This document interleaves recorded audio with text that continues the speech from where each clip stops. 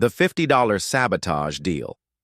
Riley Chen stared at the crumpled $50 bill her best friend Jade Morrison had just slapped onto the marble kitchen counter. The money sat there like a guilty secret, crisp green against the cold white stone of Jade's penthouse apartment. $50 to ruin one dinner, Jade said, pacing back and forth in her designer heels. That's all I'm asking, Riley. Just be yourself, but worse. Riley raised an eyebrow and crossed her arms. She was still wearing her black uniform from the Golden Terrace, the upscale restaurant where she waited tables 6 nights a week. Her dark hair was pulled back in a messy bun, and she smelled faintly of expensive perfume from the wealthy customers she served. Be myself, but worse? Riley laughed. Jade, you do realize that's not exactly a compliment, right? You know what I mean, Jade pleaded, grabbing Riley's hands. You're perfect at reading people, at knowing exactly what to say to make them uncomfortable. Remember when you made that rude customer apologize just by describing his table manners? Riley remembered. The man had been treating her like dirt, until she'd sweetly commented on how his eating style reminded her of a documentary she'd seen about hungry wolves. He'd left a generous tip and never returned. This is different, Jade. This is your parents' arranged dinner. They've been planning this for months. Jade's face crumpled. That's exactly why I need your help. They've set me up with some tech billionaire named Damian Cross. Apparently he's young, successful, and, quote-unquote, perfect husband material. But Riley, I'm in love with Nathan. Nathan Torres was an artist who lived in a cramped studio apartment and painted murals for coffee shops. He was talented, kind, and absolutely broke. Everything Jade's wealthy family despised in a potential son-in-law. Your parents still don't know about Nathan?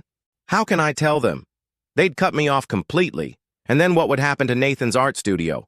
I'm the one paying his rent so he can focus on painting. Riley felt her resolve weakening. Jade had been her best friend since college, back when they were both broke students sharing ramen noodles and big dreams. Now Jade lived in a penthouse while Riley shared a tiny apartment with 2 roommates and a cat named Pixel. What exactly do you want me to do? Jade's eyes lit up. You're working tonight at the Golden Terrace, right? I made the reservation there on purpose. All you have to do is serve our table and accidentally let slip some embarrassing things about me. Make me seem completely unsuitable for marriage to a successful businessman. Like what kind of embarrassing things? I don't know. Use your imagination. Say I have weird habits, or I'm bad with money, or I snore really loudly. Just make him lose interest so he'll tell his family the date was a disaster. Riley looked at the $50 again. It would cover her grocery bill for 2 weeks.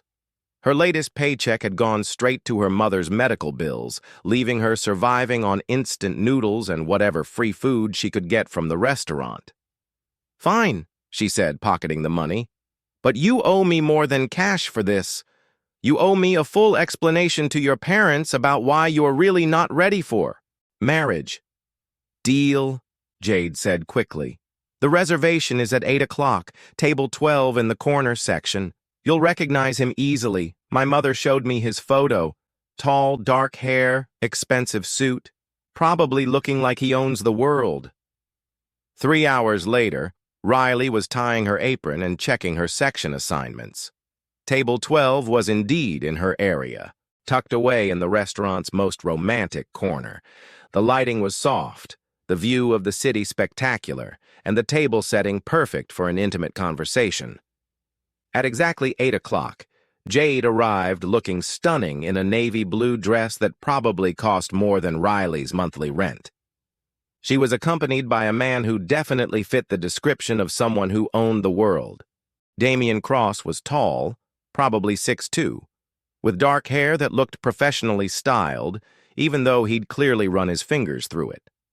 His charcoal gray suit was perfectly tailored, and when he moved, there was a confidence in his posture that spoke of someone accustomed to making million-dollar decisions before breakfast.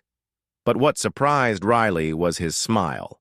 When he helped Jade with her chair, when he made polite conversation with the hostess, When he glanced around the restaurant, appreciating the ambiance, his expression was warm and genuine.